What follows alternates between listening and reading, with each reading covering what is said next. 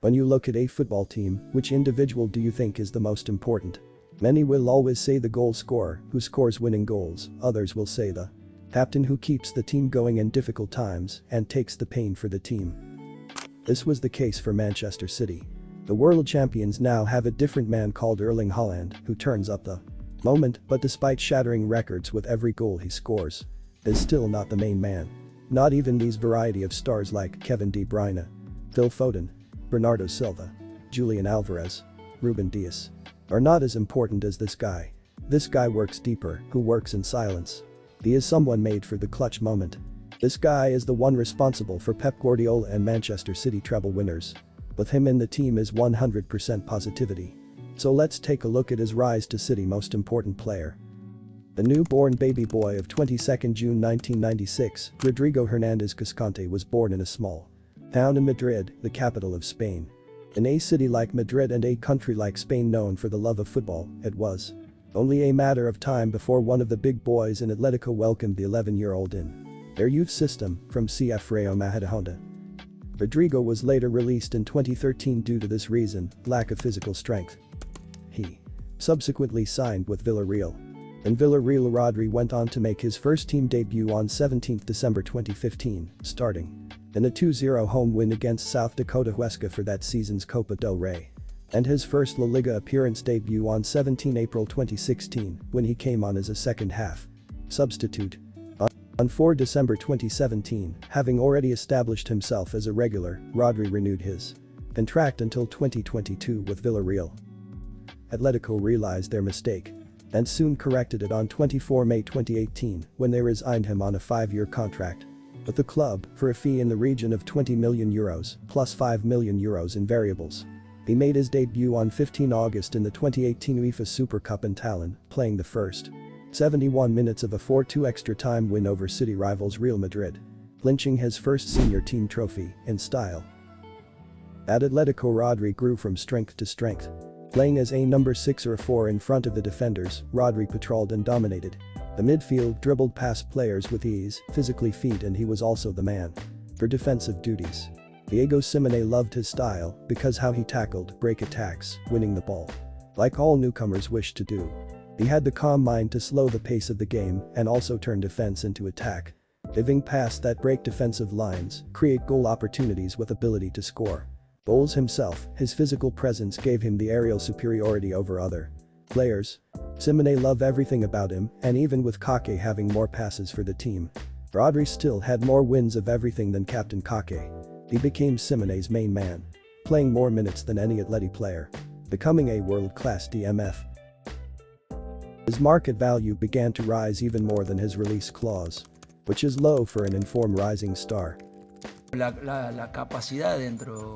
the richest clubs, Manchester City met the terms of Rodri's £62.6 million release clause, enabling him to buy out the remainder of his contract with Atletico and leave the club. The transfer was a new record fee paid by Manchester City at that time. The mentality to step through the door of Manchester City, adding to Europe heavyweights. In addition to that, the Pep Guardiola effect, making it a clash of Spaniard. Coach Pep Guardiola saw himself reflecting in Rodri. Coming from Atletico, he had already mastered the defensive part of the game. So Pep Guardiola focused on his ball control, passing and attacking aspect of his game. With club legend Fernandinho approaching his mid-30s, Rodri was the man to fit in his empty shoes. With his delightful vision and the ability to read the game, as well as giving passes, making him suitable for a front midfield. But he still had much area for improvements. He couldn't contain the pace of the Premier League, diving into tackles and bookings.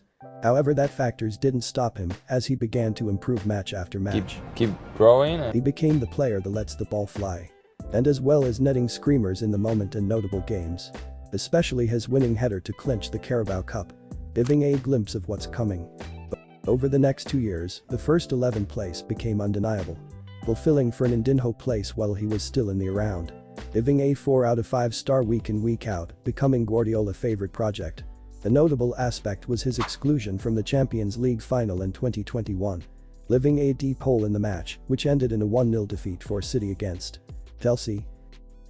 Afterwards, he restructured his game, making it unbearable for any DMF in world to match level, activating beast mode. playing thousands of minutes per season, giving passes, netting clutch goals, making unbelievable blocks. Notably the block against Liverpool. Rodri to the rescue. In the best league in the world, Rodri had the most recovery of the ball and having the most passes in the league, which was not only making life difficult for opposition teams to pass, but to also touch the ball. His performance brought City their second consecutive Premier League title, making him the arguably the world's best defensive midfielder. The Champions team does. However, 2022 was very different and dynamic year. Due to Erling Haaland's arrival, Guardiola changed to play with a natural number 9, rather than a false 9. But 3 impressive years at the Etihad, his stature, confidence and performance reached a new height, becoming the vice-captain of the team, giving a flawless performance every week, recovering the ball in crowded areas, making clean tackles effortlessly as if he was a man possessed. However, the 1-0 loss to Tottenham on 5 February 2023 marked the Rodri clutch era. He went on play more minutes and start 52 games, making him the first player under Guardiola to play as much as that since Leo Messi. Record-breaking 91-goal season. His time in English football aided him to use his physicality. Arsenal threatened their title, but they end up clinching both the Premier League and the FA Cup, setting a gold plate for the treble on the road to Istanbul. City were flawless, going unbeaten the whole campaign, with Rodri being the key factor, recovering over 100 ball, more than any player, paving the way to Istanbul for another shot at the Champions League. In the Atatürk Olympic Stadium, on the 10th of June, 2022, it was Inter versus City. And after a long deadlock, the Sweet 16 lashed home a begging cutback to give City the trophy. Perhaps this will be the most important goal in the history of Manchester City. Erling doesn't do his job. Rodri was named player of the match and player of the tournament. His goal made Manchester City to become only second English team to win the treble, equaling their rivals Manchester United. Only a week later the clutch player went on to score Spain's second penalty shootout in a goalless Nations League final, having his first test of international glory. And in just a month he clinched his second player of the tournament award, summing up the incredible season. Onwards, nothing changed for Sweet 16 as he is presently 62 games unbeaten as a player. Rodri's got this record of not having been on a losing side for over a year now. Best midfield player in the world, because he's able to do everything.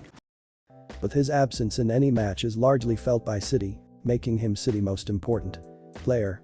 Rodri, I love you forever. I will have your babies, mate.